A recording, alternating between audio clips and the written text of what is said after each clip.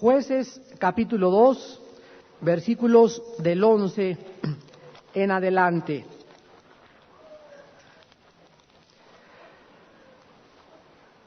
En nuestra introducción al libro de los jueces, esta es la cuarta conferencia sobre el libro de los jueces, hemos podido analizar de una forma bíblica y al mismo tiempo trágica las consecuencias de olvidarse de Dios. El problema humano tiene una sola raíz: olvidarse de Dios. Cuando tú entras a una fase de problemas y angustias y confusión en tu vida, la raíz es la misma: te has olvidado de Dios. Dios quiere que nosotros comprendamos qué es el cristianismo. Nunca podríamos dejar de hacer énfasis en estas verdades inexorables de la palabra de Dios. El cristianismo se diferencia de todas las demás religiones en que el cristianismo no es venir y cumplir como con cualquier religión, atravesar ciertos ritos y ceremonias, cumplir con algunas liturgias religiosas, hacer determinados sacrificios de vez en cuando. No, no, no. El cristianismo es una comunión diaria, en espíritu, en verdad, dinámica, poderosa con el Hijo de Dios. Es todos los días estarnos acordando de Dios a través de la oración y de nuestro contacto con las Sagradas Escrituras. Si tú has limitado tu cristianismo a venir solamente el domingo y sentarte como se sientan en cualquier otra religión, y si tú has limitado solamente a que porque ya eres bautizado vas camino al cielo, nunca has conocido ni descubierto la voluntad y el propósito de Dios. Dios quiere, dice 1 Corintios 1:9, fiel es Dios, el cual nos llamó a la comunión, a tener participación, a unirnos en espíritu y en verdad con su Hijo Jesucristo. Esta comunión es: Dios nos habla cuando abrimos la Biblia y nosotros le hablamos a Dios cuando levantamos nuestro corazón en oración hacia Él. Si tú no tienes la disciplina diaria de tener contacto con Dios a través de la Biblia y de tú hablarle a través de la oración, tu cristianismo está limitado y confinado a una mera y simple religión. Mientras nosotros no perdamos de vista que debemos diario acordarnos de Dios en la oración y en la lectura de la Biblia, tarde o temprano comenzaremos a alejarnos y a olvidarnos de Dios. Y así hay muchos de ustedes que ya tienen una semana, 2 semanas, que ya no oran, ya no leen la Biblia, por X o tales circunstancias, y cuando menos lo esperes, viene el ataque en contra de tu vida. No solamente el diablo nos ataca, nuestra propia carne. Nuestra carne es un traidor que tenemos dentro y que está continuamente buscando la oportunidad de traicionarnos y clavarnos un cuchillo en la espalda. La carne es nuestro traidor que traemos dentro. Es el enemigo constante que vive dentro de nosotros. Nuestra carne tenemos que separarla de nuestro espíritu, nuestra alma y nuestro cuerpo. El cuerpo no es nuestra carne. La carne es un principio diabólico, perverso, maligno, que opera como una fuerza que demanda como una personalidad, que nos pide que hagamos su voluntad, y esta fuerza opera continuamente en el cuerpo, en el alma y en el espíritu, y está minuto a minuto, repito, buscando la oportunidad en la que tú te enfríes para brincar y darte el pinochetazo, desbancar a Jesucristo el corazón y volver a tomar otra vez Él su reino que antes de ser cristianos le correspondía. La clase pasada analizamos Romanos 6, donde el apóstol Pablo dice: no reine pues, ¿qué cosa? El pecado en vuestra carne, de modo que lo obedezcan en sus pasiones desordenadas. Entonces la carne es como un rey que está continuamente buscando oportunidades de volver a sentarse en el trono que tenía antes de que nosotros conociéramos al Señor Jesucristo. Y a la carne es un ejemplo muy bueno. Hagan de cuenta que es como un globo en una tina llena de agua.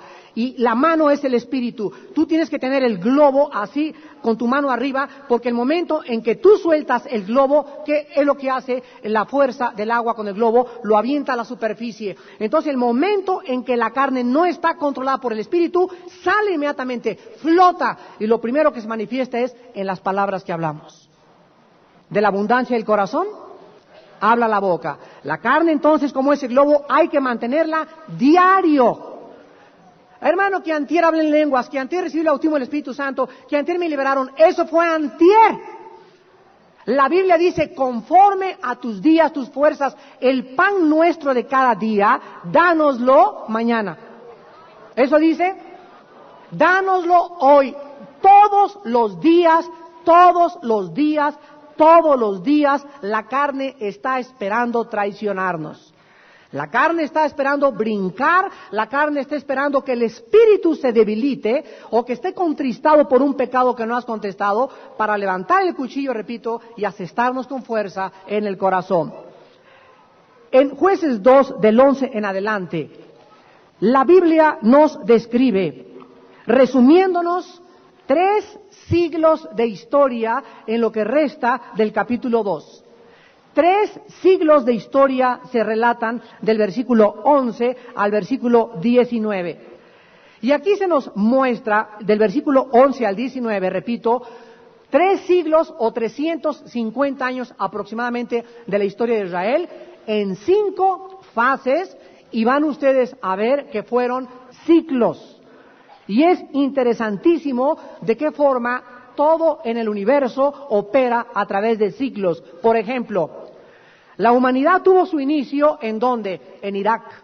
En esa tierra de Babilonia, en ese país del Medio Oriente, junto al río Éufrates, ahí se inició el jardín del Edén con la primer pareja humana. Y la Biblia dice que la historia nació de ahí, todos los pueblos nacieron del Asia Menor, y la historia ha dado un círculo solamente, y la Tercera Guerra Mundial regresará y la humanidad acabará en el mismo lugar geográfico donde se inició la humanidad, en el Medio Oriente.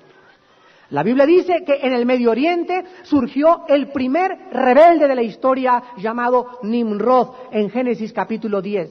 Y la Biblia dice que el último rebelde, el último enemigo de Dios llamado el Anticristo, también surgirá del ambiente geográfico donde surgió Nimrod, del Medio Oriente.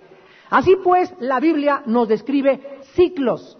Y estos ciclos pueden convertirse en viciosos, o podemos nosotros romper el ciclo y poder elevarnos y salir de esos ciclos de pecado. Hay personas, por ejemplo, que fuman cada 5 días, y fuman cada 5 días, y fuman cada 5 días. Hay personas que toman cada fin de semana.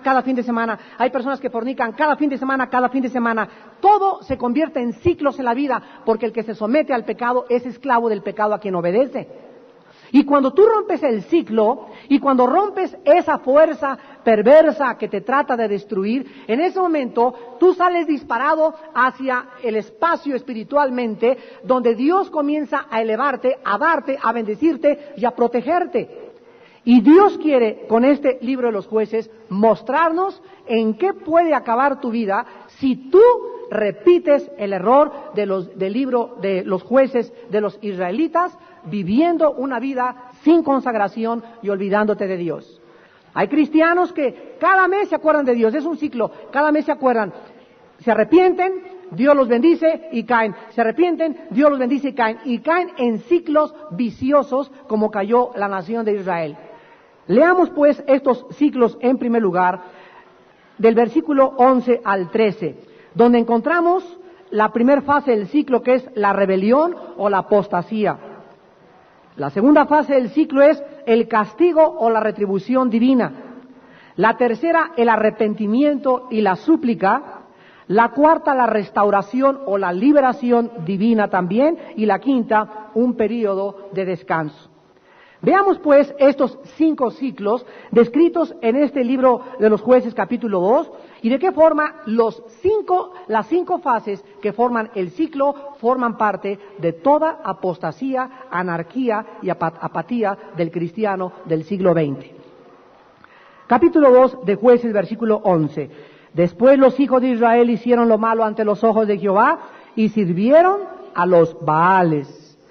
Dejaron a Jehová, el Dios de sus padres, que los había sacado de la tierra de Egipto, y se fueron tras otros dioses, los dioses de los pueblos que estaban en sus alrededores, a los cuales adoraron y provocaron a ira a Jehová, y dejaron a Jehová y adoraron a Baal y a Astarot. Comparemos esta lectura con el Nuevo Testamento en el libro de Santiago, capítulo 4, donde la Biblia nos describe el mismo carácter de Dios en el Nuevo Testamento. Santiago 4, versículos 4 y 5. Oh almas adúlteras, ¿no sabéis que la amistad del mundo es enemistad contra Dios? Cualquiera pues que quiera ser amigo del mundo se constituye enemigo de Dios. ¿O pensáis que la Escritura dice en vano, el Espíritu que Él ha hecho morar en nosotros nos anhela celosamente? Vemos pues exactamente el paralelo en el Nuevo Testamento. En el Antiguo Testamento Dios le dice, no hagan alianza con los cananitas, no sirvan a los dioses de los cananitas, no entren a sus lugares de ritos ni de religiones, porque es abominación. Dice 1 Corintios 10:22 que los que tienen comunión con los sacrificios religiosos tienen participación con los demonios. Y en el Nuevo Testamento la Biblia dice, 2 Corintios 2:14 y 15, no te unas en yugo desigual con los cananitas del siglo XX, con los incrédulos, no vayas a sus lugares de adoración, no sirvas a sus dioses, no adores a sus santos, no participes de sus magias, ni que te hagan limpias como el mundo, no entres a reuniones de espiritismo, no entres al teatro Blanquita. No oigas música de rock pesado o de heavy metal. ¿Por qué? Porque en el momento en que nosotros comenzamos a coquetear, a parar nuestro oído, a escuchar la música del mundo, a tener videos pornográficos en nuestra casa, a participar de espectáculos de Michael Jackson, de rock pesado, etcétera, etcétera, el momento en que entramos al mundo y participamos del mundo, en ese minuto automáticamente Dios te ve como enemigo. Recuerden la hermana que me dijo que había ido a ver a Michael Jackson para testificarle. Y al llegar al Estadio Azteca, perdió la Biblia, perdió el himnario, perdió lo que tenía y salió oprimida junto con su hija, que tuvimos posteriormente que liberar, porque no se imaginan cómo se contaminaron con el puro hecho de haber estado en ese lugar infestado de demonios. La Biblia dice que en el momento en que nosotros participamos del mundo, de la música del mundo, de las diversiones del mundo, nos llama almas adúlteras. Y esto lo podemos entender claramente igual que en el matrimonio. ¿A quién le gustaría que tu esposo o que tu esposa llegaras a un lugar y le encontraras con Pedro? ¡Hijo, Pedro! Esto que se llama coqueteo. ¿A quién le gustaría que un hombre estuviera coqueteando con otra mujer y la esposa lo estuviera viendo? Sería un descarado. ¿Qué es lo que le entra al hombre o a la mujer? Celos. Celos. Estos celos son porque una cosa que nos pertenece está en peligro de ser expuesta a otra persona. Pero los celos de Dios no es un interés egoísta de poseernos, sino, escúchenme muy bien, de defendernos. Es como el esposo que le dice a la esposa, no quiero que salgas por ese callejón en la noche, no porque yo tenga celos o esté inseguro de ti, de que te va a decir con otro, sino porque hay personas que te pueden golpear, ¿se dan cuenta? Ahí los celos son justificados. Mi vida, que te acompañe esta persona, etcétera, etcétera. ¿Por qué? Porque es peligroso esto. Dios actúa de la misma forma. Cuando actúan los celos de Dios, es cuando Dios ve a un hijo o hija alejarse de él, y Dios sabe el peligro en que se encuentra un cristiano que se aleja de Dios. Y como Dios te ama, y como dio a su Hijo Jesucristo, y le costaste, y le costamos su sangre preciosa, Dios hará cualquier cosa para que tú regreses a Él. ¿Por qué? Porque el Espíritu que ha hecho morar dentro de nosotros nos anhela, es celoso. Y así como tú te pones celoso de tu esposa o celoso de tu esposa, Dios también se retrata en la Biblia como un Dios que nos anhela que no nos alejemos porque Él sabe el peligro que nos enfrentamos.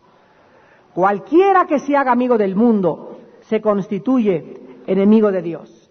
Regresamos a Jueces, y esta generación, que la clase pasada vimos que es la tercera generación que salió de Egipto, dice el versículo 11, sirvieron a los Baales. En el versículo 13 dice, y dejaron a Jehová, y adoraron a Baal y a Astarot. Esta frase, dejaron a Jehová, se repite 2 veces. Sirvieron a Baal, la palabra Baal ya la vimos, significa amo o señor. Y Astarot era la diosa de la fertilidad, la diosa del placer, la diosa del sexo. Dios les había dicho en la ley, en Éxodo 23, no te harás dioses delante de mí. Y a nosotros Dios en el Nuevo Testamento nos dice, me amarás con todo tu corazón, con toda tu alma, con todas tus fuerzas, y no tendrás otro Dios delante de ti. Tu novia puede ser tu Dios, tu novio puede levantarse como tu Dios. Si tu novia te quita el tiempo, tu novio te quita el tiempo de las cosas de Dios, ya estás adorando a Baal, ya tienes otro Señor en tu corazón. Si tu trabajo te impide servir a Dios, tienes un Baal. Si tú tienes más predisposición por el placer y tienes tiempo de ir a Acapulco y no tienes tiempo de discipularte, has levantado a Astarot y a Acera como la diosa del placer en tu vida. Y la Biblia dice que siempre el ciclo comienza con la rebelión. La tragedia con las personas que se rebelan contra Dios. La tragedia del cristiano que comienza a olvidarse de Dios, ya sea por la novia, por el trabajo, por los viajes, por los afanes de este siglo. La tragedia es que dice en 2 de Tesalonicenses, capítulo 2, versículo 11 y 12, por esto Dios te enviará un poder engañoso para que creas la mentira, a fin de que sean condenados todos los que no creyeron a la verdad, sino que se complacieron en la injusticia. El momento en que tú te alejas de Dios y de la verdad de Cristo, escúchame, acabarás creyendo en cualquier otra cosa. Este jueves pasado tuvimos un tiempo en Cuernavaca en la noche, preciosísimo, con nuestra hermana que ya se fue a Costa Rica, Mayela Madrid. Y ministramos el bautismo en el Espíritu Santo, liberación a casi toda la iglesia de Cuernavaca. Hubo un avivamiento en la iglesia en la noche como ustedes no se imaginan. Y entre las cientos de personas que pasaron a que fueran ministradas, nos tocó a mí y a nuestro hermano pastor en Cuernavaca, Raúl Ramírez, ministrar a un muchacho que había estado, primero se hizo cristiano, después se regresó a los mormones, después se fue con los testigos de Jehová, y ahora pasaba a que se le ministrara, y cuando le comenzamos a ministrar liberación, él comenzó a temblar, y esa fuerza espiritual dentro de él de maldad no salía. Y no salía, y lo atacábamos, espíritu de incredulidad, lo dejas, espíritu de engaño, lo sueltas en el nombre y por la sangre de Cristo, y no salía, y no salía, y no salía. Y en ese momento lo agarro y lo comienzo a sacudir y le digo, hermano, en el nombre de Jesús, dime qué cosa te pasa, qué derecho legal, qué pasa en tu corazón que no fluye la liberación. Y en ese momento me dice, es que ya no creo en nada, ya perdí la fe en Cristo. Ya no creo ni en la Biblia, no sé si regresarme a los mormones, vengo aquí porque no sé ni por qué estoy aquí. Y me daban ganas así de dar un par de cachetadas y decirle, por favor, despierta ya. Tú tienes tu voluntad, activa tu voluntad, Dios no puede violar tu voluntad.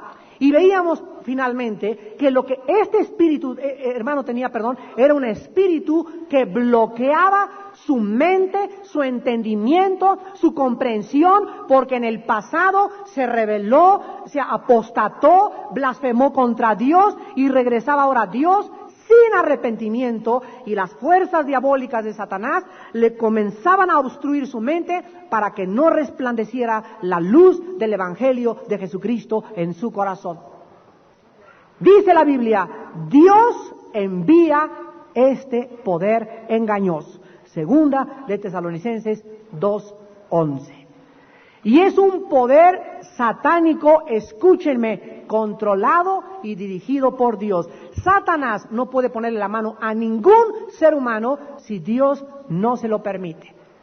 Siempre que entra el engaño en un cristiano, y ahora ya no sé qué creer, y ahora ya no sé ni en esto, cuando entra la confusión a la mente, alerta, hay un pecado no confesado en tu corazón, o estabas coqueteando con el mundo, pero de alguna forma Dios ha permitido que comiences a ser engañado, que comiences a ser confundido, cuando la Biblia dice, Dios no es Dios de confusión. La Biblia dice que el espíritu que Dios nos ha dado es un espíritu de valor, de poder, de dominio propio. Dios no quiere que vivamos confundidos. Dios no quiere que vivamos, yo no sé ya en qué creer. Dios quiere que digamos, yo sé en quién he creído y sé, estoy convencido en mi corazón que Él es fiel para guardar mi depósito, para sacarme de este problema, y yo sé que mi Redentor vive, y después de deshecha está mi piel, en mi carne de ver a Dios. Tenemos que estar llenos siempre del Espíritu para presentar defensa con mansedumbre, para poder dar testimonio de la esperanza que hay en nuestro corazón, para que podamos enfrente a cualquier público, ante cualquier persona, decirle y explicarles que estamos dispuestos no solamente a hablar de Cristo y a decirles que es la verdad, sino algún día también, como lo hemos repetido, dar nuestra propia sangre por causa del Evangelio de Cristo. Y este poder, dice la Biblia, es un poder para que crean la mentira. La mayor parte de las personas que viven en las sectas, unitarismo, ciencia cristiana, Rosacruces, masonería, testigos de Jehová, mormonismo, etcétera, etcétera, son personas que tuvieron algún día, en algún tiempo en su vida, la oportunidad de creer a Cristo y creer la Biblia, y le dijeron, no, prefiero la mentira, y ahora viven en el engaño y en la confusión. Dice la Biblia en el versículo 12, a fin de que sean condenados todos los que no creyeron a la verdad, sino que se complacieron en la injusticia. Regresamos a Jueces y vemos pues en este primera fase la rebelión y la apostasía. En el momento en que viene la rebelión y la apostasía, la segunda fase del ciclo es la retribución o el castigo inmediato o la disciplina inmediata de Dios. Recordemos nosotros que somos cristianos que Dios ama, disciplina al que ama y castiga al que recibe por hijo. Si tú conoces un hermano que ya tiene 1 año alejado o 2 años alejados y no tiene ni le ha pasado nada en su vida, nunca fue hijo de Dios. La promesa es clara en Hebreos 12, del 7 en adelante. Dios disciplina al que ama, porque si no nos disciplina, seríamos bastardos y no seríamos hijos. Si el niño de enfrente rompe la ventana del vecino, yo no voy a ir con la tabla y le voy a dar al hijo de mi vecino, porque no es mi hijo. Pero si mi hijo hace algo, él necesita una retribución inmediatamente, se le tiene que manifestar de una u otra forma nuestra inconformidad con su conducta y con sus actos, de una forma enérgica, pero al mismo tiempo amorosa. ¿Por qué? Porque son nuestros hijos, pero los hijos de los vecinos no nos metemos con ellos. Dios también se mete solamente con sus hijos. Si tú no eres su hijo, en esta mañana, Él te deja que hagas lo que quieras. Pero a sus hijos les da cierta distancia o cierto alejamiento antes de enviar inmediatamente la disciplina. Veamos en el versículo 14 y 15 la disciplina de Dios, en la segunda fase del ciclo. Y se encendió contra Israel el furor de Jehová.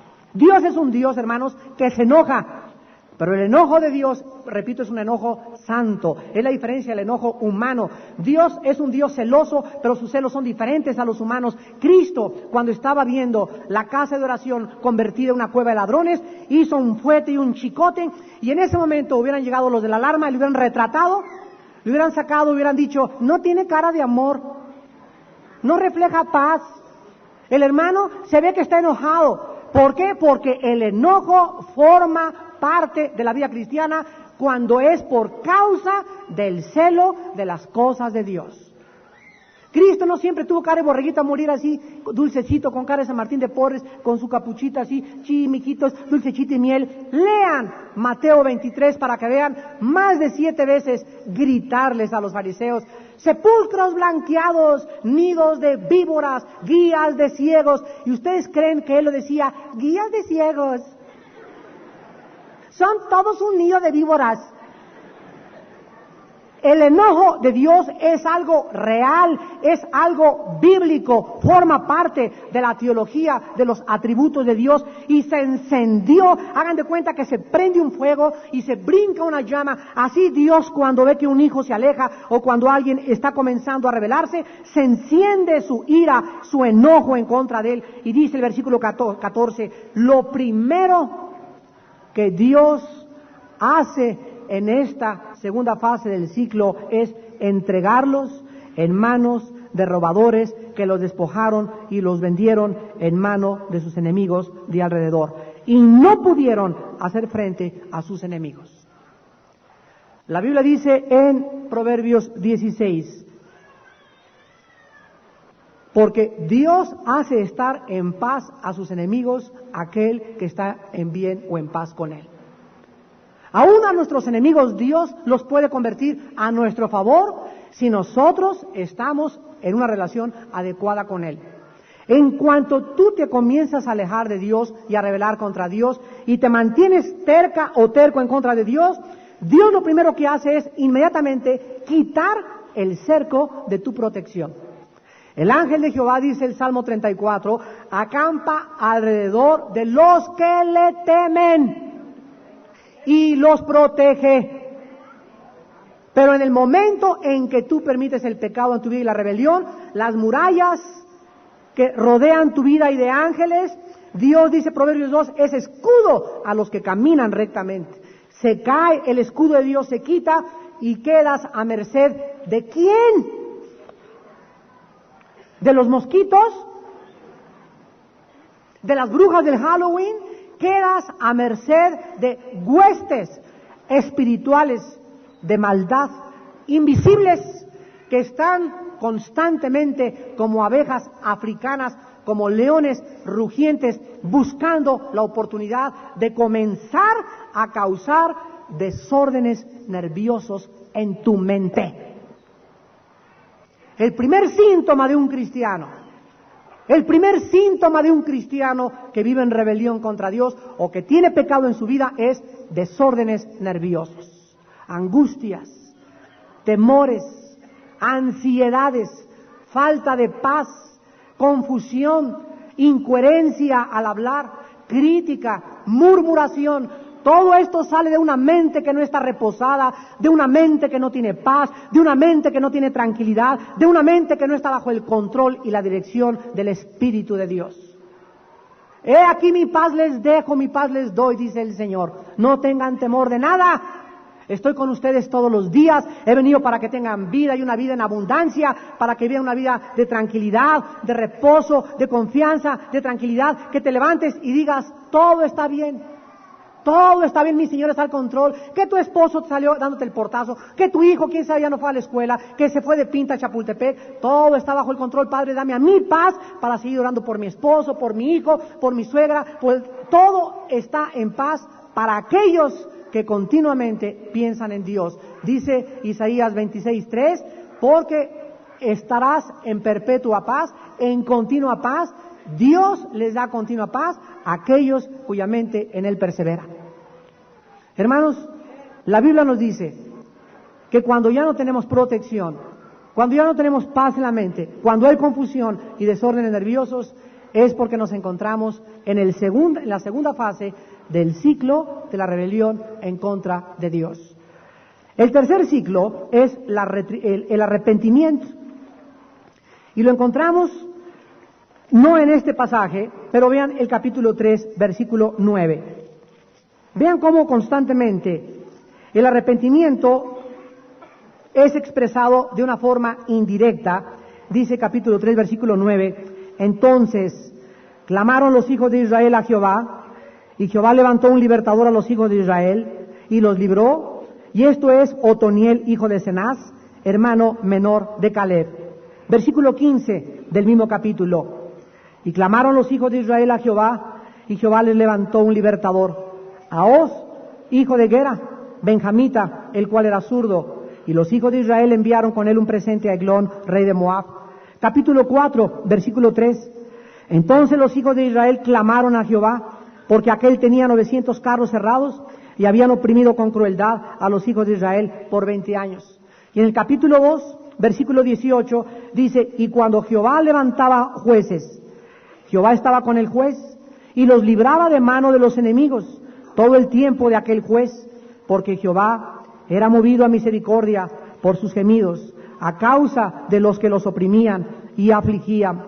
Así vemos pues nosotros que en cuanto viene el desorden nervioso, cuando nuestros enemigos nos comienzan a oprimir, cuando estamos amenazados y no tenemos confianza de vencer, inmediatamente Dios nos dice en el Nuevo Testamento, confiesa tu pecado. Si confesamos nuestro pecado, qué fácil nos la pone Dios. Hijo mío, solamente reconoce, dice Dios esta mañana, dónde se originó tu rebelión en contra de mí, cuándo te comenzaste a alejar de mí, cuándo comenzaste a meter a tu casa videos pornográficos, cuándo comenzaste a coquetear con otra mujer que no era tu esposa, cuándo comenzaste a coquetear con otro hombre. Siempre hay un principio. ¿Dónde comenzó tu apostasía sin que te des cuenta? Lo seguiste alimentando, no lo sacaste, no lo pusiste bajo la sangre y creció y creció y creció y te alejó de mí, dice el Señor. Ahora pues arrepiéntete, vuélvete a mí. Y en esta mañana Dios te pide, te ruega por lo que Él ha hecho en la cruz, que te arrepientas de tu pecado, que regreses a Él. Y Dios te dará gracia con tus enemigos. Las cosas en tu trabajo, créemelo, se van a arreglar. Las cosas en tu corazón se van a arreglar. Vas a tener esa paz de Dios otra vez. Es maravilloso regresar y experimentar el gozo de su salvación. Y tan solo arrepintiéndonos de nuestros pecados. La cuarta fase del ciclo se retrata en los versículos 16. La cuarta fase del ciclo se retrata en los versículos 16 al 18 del capítulo 2 de los jueces. Y Jehová levantó jueces que los libraran de mano de los que les despojaban, pero tampoco oyeron a sus jueces, sino que fueron tras dioses ajenos a los cuales adoraron. Se apartaron pronto del camino en que anduvieron sus padres obedeciendo a los mandamientos de Jehová. Ellos no hicieron así. Y cuando Jehová les levantaba jueces, Jehová estaba con el juez y los libraba de mano de los enemigos todo el tiempo de aquel juez. Porque Jehová era movido a misericordia por sus gemidos a causa de los que los oprimían y afligían. Mas acontecía que al morir el juez, ellos volvían atrás y se corrompían más que sus padres, siguiendo a dioses ajenos para servirles e inclinándose delante de ellos, y no se apartaban de sus obras ni de su obstinado camino. Quiero que vean ustedes la diferencia entre un incrédulo y un creyente. Aquí la Biblia está retratando gentes incrédulas que fueron la tercera generación. ¿No es cierto que así actúan los incrédulos? Los incrédulos, cuando tiembla, cuando le dicen que tiene cáncer, cuando hay una tragedia familiar o un problema, ¿dónde está Diosito? Voy al desayuno, se llenan las iglesias después de los terremotos, se llenaron las iglesias después del asesinato de Colosio. Cuando la gente comienza a verse confundida y desbandada, ¿a quién creen que buscan? A Dios. Pues sí me acuerdo que mi compadre vaya a un tal cine Apolo de satélite. Vamos con el compadre este domingo porque ¿sabes qué, comadrita, que tengo algo aquí en mi corazón que me late, así tengo angustia, no he dormido, anoche me fumé una cajetilla de cigarros, vamos a ir a la palabra de Dios. Pero ellos vienen temporalmente a ser satisfechos y en cuanto les vuelve a ir bien, otra vez regresan a servir a sus dioses. Y es un ciclo vicioso que tienen los que no son cristianos. Esto no puede ser así con nosotros, hijos de Dios. Nosotros no somos de los que retrocedemos, sino de los que proseguimos para la salvación. Está bien que en tu vida cristiana tengas una caída y tengas otra caída, pero no que no tengas caída levantada, y regresas y te vas, y regresas y te vas, porque realmente no eres hijo de Dios. Si estás en un ciclo vicioso, que te caes, te arrepientes, te va bien, te alejas, no eres cristiano. Yo conozco cantidad de personas que vienen a nuestra iglesia aquí en Cuernavaca y en las demás iglesias del mundo entero, que nada más les va mal, o agarraron a su esposo y le metieron a la cárcel, o perdió el dinero, o les vino la bancarrota y quebró el negocio. ¡Ay, quiero! Hasta te piden, lléveme a liberación. Hasta eso quieren. Pero créanmelo, que le regresan no 7, 57 peores. De veras, les regresa peor, porque en cuanto otra vez tienen dinero, en cuanto levantan el negocio, en cuanto viene la salud, en cuanto sanó la suegra ahí en el hospital, regresan y sirven otra vez a sus dioses. La Biblia nos muestra en el Salmo 103, versículos del 8 al 14, este ciclo vicioso de los hijos de Israel. Salmo 103 del 8 al 14. Y aquí resalta, en esta apostasía, en esta barbarie y traición del humano en contra de Dios, hermanos en Cristo, la misericordia de Dios es más grande que los cielos. Y ese doctor que vino nada más porque ya lo corrieron del hospital y regresó cuando lo volvieron a contratar al hospital otra vez a su barbarie, Dios lo sigue esperando. Y tú que te alejaste de Dios cuando se fue el novio, pero regresó tu novio y te vuelves a alejar de Dios, es increíble que Dios no castiga muchas veces la forma como debería hacerlo. Dios sigue esperándote. Dice el Salmo 103, versículos del 8 al 14. Misericordioso y clemente es Jehová, lento para la ira y grande en misericordia. No contenderá para siempre, ni para siempre guardará el enojo. No ha hecho con nosotros conforme a nuestras iniquidades, ni nos ha pagado conforme a nuestros pecados. Porque como la altura de los cielos sobre la tierra, engrandeció su misericordia sobre los que le temen. Cuanto está lejos el oriente del occidente, hizo alejar de nosotros nuestras rebeliones. Como el Padre se compadece de los hijos, se compadece Jehová de los que le temen. Porque Él conoce nuestra condición, se acuerda de que somos polvo. Ahora en el Salmo 106, versículo del 34 al 45, Salmo 106, del 34 al 45, se describen los ciclos de Israel y dice la Sagrada Escritura, no destruyeron a los pueblos que Jehová les dijo. Antes se mezclaron con las naciones y aprendieron sus obras y sirvieron a sus ídolos, los cuales fueron causa de su ruina. Sacrificaron sus hijos y sus hijas, ¿a quién? A los demonios. Y derramaron la sangre inocente, la sangre de sus hijos y de sus hijas, que ofrecieron en sacrificio a los ídolos de Canaán, y la tierra fue contaminada con sangre. Se contaminaron así con sus obras y se prostituyeron con sus hechos. Se encendió por tanto el furor de Jehová sobre su pueblo y abominó su heredad. Los entregó en poder de las naciones y se enseñorearon de ellos los que les aborrecían. Sus enemigos los oprimieron y fueron quebrantados debajo de su mano. Muchas veces los libró, mas ellos se rebelaron contra su consejo y fueron humillados por su maldad. Con todo, Él miraba cuando estaban en angustia y oía su clamor y se acordaba de su pacto con ellos y se arrepentía conforme a la muchedumbre de sus misericordias. Hermanos y hermanas en Jesucristo, la Biblia nos describe los fases de la apostasía y a dónde vas a acabar si tú continúas en esa apatía, en esa rebelión y en esa forma en la que estás olvidándote de Dios. Dios te va a entregar, si no es que ya te entregó, en mano de espíritus malignos que están oprimiendo tu vida, tu corazón, tu mente, tu negocio, tu familia, tu entrada y tu salida. Ahora en lugar de ser cabeza, eres cola, en lugar de estar arriba, estás debajo, vives oprimido. Y un cristiano tiene victoria sobre la depresión y la opresión. Escúchenme muy bien.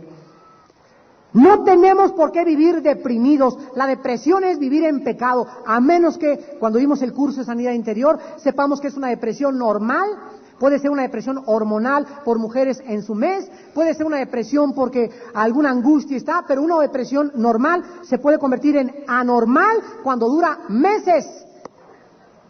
Ahí está la diferencia y el equilibrio. La depresión forma parte de nuestras emociones, pero no, Dios no quiere que estés 4 o 5 meses deprimida. Y si ya te duró tu depresión, es porque vives y tienes un pecado que no has traído a la cruz de Jesucristo. La Biblia dice en este salmo, que en el versículo 39, que se contaminaron con las obras. El mundo que nos rodea, la Biblia nos advierte, emana o irradia radiactividad espiritual. Tú al entrar al concierto de Michael Jackson, al entrar al Blanquita, al entrar a un cabaret, al ver una película, hay algo que entra dentro y nos infecta espiritualmente. La Biblia dice en el Antiguo Testamento, no toquen a los muertos, contaminándose con los muertos. La Biblia dice que las cosas que practica la gente a nuestro alrededor, si nosotros nos unimos a ellos, si te vas con esa amiga incrédula todos los días de la semana, si andas con ese amigo incrédulo, te va a contagiar, te va a infectar como si fuera SIDA espiritual. El SIDA se contacta a través y se contagia a través del contacto sexual. Pues hacer contacto con el mundo y tener amistad con el mundo en esta forma nos infecta, algo entra dentro de nosotros que mina nuestra fuerza, nos debilita interiormente, nos desconcierta, nos confunde, nos desanima, nos roba las convicciones y vas a acabar como este hermano en Cuernavaca, ya no sé en quién creer. ¿Por qué? Porque la Biblia dice, se contaminaron con sus obras y se prostituyeron con sus hechos. Dice el versículo 41 del Salmo 106, los entregó en poder de las naciones y se enseñorearon de ellos los que les aborrecían. Dios acaba diciéndonos en esta mañana que solamente tendremos victoria contra nuestros enemigos si Él pelea por nosotros. ¿Quién iba a sacar a los cananitas de Canaán? ¿Israel o Dios? Los israelitas eran más pequeños que los guerreros perversos, ocultistas, magos, agoreros, cananeos. Y Nación era un pueblo que no tenía experiencia, estuvieron 40 años en el desierto no tenían ni espadas para practicar, ahí en el fuego Dios los preparó para lanzarlos a un pueblo mucho mayor que ellos, a 7 ciudades más grandes que ellos, para que entendieran, para que comprendieran, para que asimilaran que no es con espada, no es con ejército, en este mundo no vamos a vencer por la fuerza, ni con la venganza, ni con mi dinero, ni con mis relaciones, ni si soy del PRI, si voy a vencer en el mundo, es porque Dios está conmigo. Y si Dios está conmigo, ¿quién contra mí? ¿Quién contra nosotros? ¿A quién le podremos tener miedo? ¿Quién nos podrá amedrentar? ¿Quién nos podrá hacer daño si aquel dio su vida por nosotros en una cruz? ¿Quién nos condenará si Él nos justificó? Si Él dio a su Hijo, ¿quién nos podrá tachar? Si Él es mi escudo, ¿quién me podrá tocar? Los israelitas no lo comprendieron y al entrar a Canaán fueron absorbidos y les ganaron y levantaron. Pues no que nos habías prometido que nos ibas a defender, pues no que me habías prometido que me iba a ir bien. No, sí, Dios te lo prometió, siempre y cuando tú cooperaras y obedecieras y temieras su santo nombre. Si estás como estás, no es porque haya fallado la promesa de Dios, no es porque la Biblia es una mentira, es porque simplemente tú nunca entendiste, nunca asimilaste, nunca comprendiste que hay que vivir delante de Dios en temor y en santidad. Y viviendo así, Dios dice, ninguna arma forjada contra ti prosperará. Yo condenaré toda lengua que se levante contra ti en juicio. Si alguien conspirara contra mí, yo soy tu escudo y tu galardón, no tengas miedo. Pero este es el resultado simplemente de entender que no debemos olvidarnos de Dios. Que diario hay que venir a postrarnos y abrir nuestro corazón. Padre, muéstrame mis pecados. Oh Señor, enséñame mis maldades. Dime, Señor, en qué he fallado. Perdóname que no he discipulado, Señor, a mis hijos. Perdóname que no he discipulado a mi esposa. Perdóname que tengo 4 días sin leer la Biblia. Pídele perdón, arrepiéntete, restaura tu comunión con Dios, porque en esta mañana Él es grande en la misericordia, Él te está esperando en este momento y Él quiere que entiendas que separados de Él nunca nada podremos hacer. Te damos gracias, Señor, por mostrarnos que eres tú el que vas delante de nosotros. Tú eres el que nos abres el camino. Tú eres el que limpias nuestras veredas. Tú eres el que vas como ibas delante de Israel en una nube, mostrándoles y guiándoles el camino que deberían provechosamente de seguir. Ahora tenemos esta dirección dentro de nosotros en la persona del Espíritu Santo. Y tu palabra dice, no contristéis al Espíritu Santo. En otras palabras, no le causes dolor. ¿Sí? El Espíritu Santo es una persona y como una persona santa se entristece inmediatamente por tu pecado y por mi pecado. Y si tú insistes en tu pecado, la Biblia dice que puedes apagar el Espíritu. No apaguéis el Espíritu, dice la Biblia, porque cuando apagas el Espíritu pierdes toda tu fuerza, pierdes toda la dirección, pierdes todo el valor y toda la seguridad que solo el Espíritu nos puede dar. Separados del Espíritu, contristado el Espíritu en tu corazón, nunca llegarás, ni avanzarás, ni lograrás ninguna victoria en Cristo Jesús.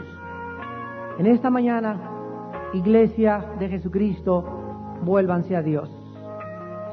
Ustedes, los que han olvidado tener comunión con Dios a través de la Biblia, pídele perdón porque es un pecado muy grande. Dios nos ha llamado a la comunión con Él y esta comunión solo es posible al ponernos en contacto con su santa palabra. Muchos de ustedes solamente la leen 5 o 10 minutos y deprisa. Esto no es tener comunión con Dios. Aprende a escuchar. Aprende a tener un tiempo devocional con Él temprano en la madrugada, que nada te interrumpa, donde puedas claramente, a través de la Biblia, oír la voz del Espíritu Santo. Aprende a comunicarte y a echar toda tu ansiedad sobre Él, porque Él tiene cuidado de nosotros. Aprende a derramar tu corazón delante de Él todos los días, a vaciar tu corazón de ansiedades, de problemas, de temores. Él está esperando para que la paz de Cristo, que sobrepasa todo entendimiento, guarde tus pensamientos y tu corazón en la paz de Cristo, que sobrepasa el entendimiento. Y muchos de ustedes en esta mañana no tienen a Jesucristo y tienes a lo mejor una religión. Yo te invito en esta mañana a que te conviertas a Jesucristo, a que entiendas que la religión no te va a salvar. Lo que te salva es la comunión con Cristo, que solo es producida por el Espíritu Santo en aquellos que han nacido de nuevo, que han creído en Cristo como el Salvador del mundo, el Mesías, el Redentor de nuestros pecados. Si alguien en esta mañana no está seguro de su cristianismo, repite esta oración en tu corazón y dile a Dios, ahí en tu lugar, en silencio: mi Señor y mi Dios, quiero que me perdones porque mi vida no ha sido lo que tú pides de mí. Yo no tengo comunión contigo, no me puedo engañar, ni tampoco te puedo engañar a ti. Te pido en el nombre de Jesucristo que me perdones, que me laves con tu sangre de todos mis pecados y que Jesucristo entre a mi corazón como mi Señor y mi Salvador. Quiero salir en esta mañana con la victoria y la convicción de que tú vives y que tú eres poderoso para solucionar y limpiar mi vida y mi camino si yo continúo y persevero en tus mandamientos. En el nombre de Jesús. Amén.